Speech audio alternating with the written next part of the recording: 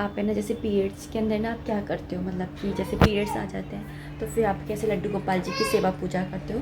तो हमारे ना जब ऐसा कुछ होता है तो फिर हर्षित और हर्षित के पापा सेवा पूजा करते हैं। मैं आप लोगों को व्लॉग्स में कई बार दिखाती भी हूँ कि वो कैसे करते हैं। तो सुबह की तो ये रहती है कि जो फ्री होता है, मतलब जो पहले नहा लेता है वही करता है, और जैसे हर्षित की छुट्टी पे भी डिपेंड करता है। और सेकंड है ना शाम की तो हर्षित ही करता है।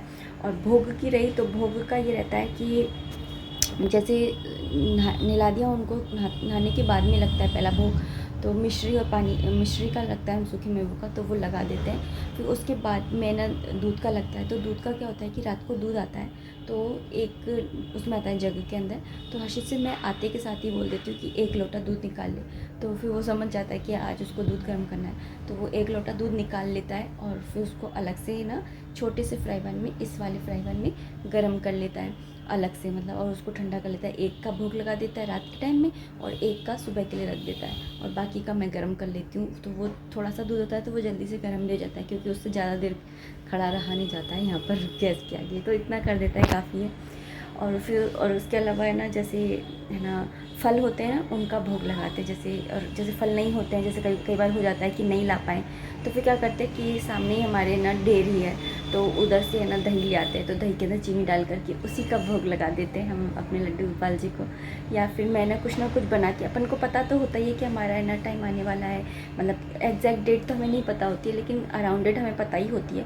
तो अराउंडेड ही मैं क्या करती हूँ कि कुछ बना के रख देती हूँ, जैसे बेसन के लड्डू हैं या नारियल की बर्फ़ी है या फिर मठरी है या फिर ना बिस्किट्स। पहले मैं बिस्किट्स बाज़ार से मंगाती थी, तो अब मैंने बंद कर दिया है, मैं घर में बना लेती हूँ और वो बना देती हूँ। तो इस तरह से कुछ बना करके रख देती हूँ, तो फिर वो हर्षित है ना ईज़िली भोग लगा लेता है। और तुलसा जी बाहर से तोड़ लाता है, और पानी जो ये है ये इनके हम हाथ में ही लगाते हैं। ये जो 2 हैं कलश, इनके मतलब ये जो आप बोलोगे कि है ना फिर वैसे टाइम में आप किचन में काम करते हो तो सब चीज़ों के हाथ तो लग ही जाते हैं। तो नहीं, मैं कोशिश करती हूँ, जैसे कोशिश नहीं, मैं ध्यान रखती हूँ कि जैसे आटा है, दालें हैं, ये तो सूखी चीज़ें हैं, तो इनको हाथ लगा लो कोई फ़र्क नहीं पड़ता।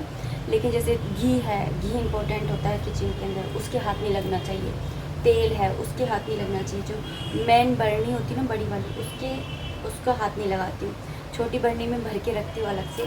तो इस तरह से करती हूँ काम कि ना शुद्धता भी बनी रहे।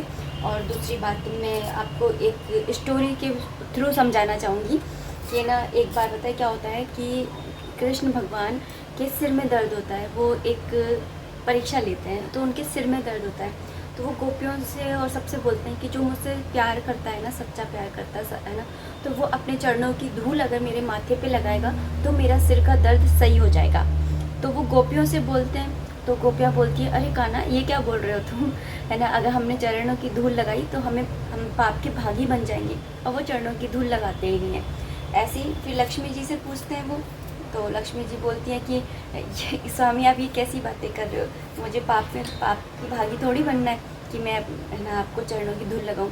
तभी राधा रानी ने कहा कि ना कान्हा मैं लगाऊंगी चरणों की धूली, अगर तुम्हारे मेरी चरणों की धूली लगाने से है ना सिर का दर्द सही होता है तो मैं जोड़ लगाऊंगी। अगर इसके लिए मुझे नरक में भी जाना पड़ा तो मैं वो नरक भी मुझे मंजूर है। तो जब ये वाली भावना आ जाती है ना मन में कि मैं जो काम कर रही हूँ, मेरे कान्हा भूखे हैं, मेरे लड्डू गोपाल जी भूखे हैं, मैं कैसे करूँ, कैसे क्या करूँ, तो मतलब कोई करने वाला नहीं है।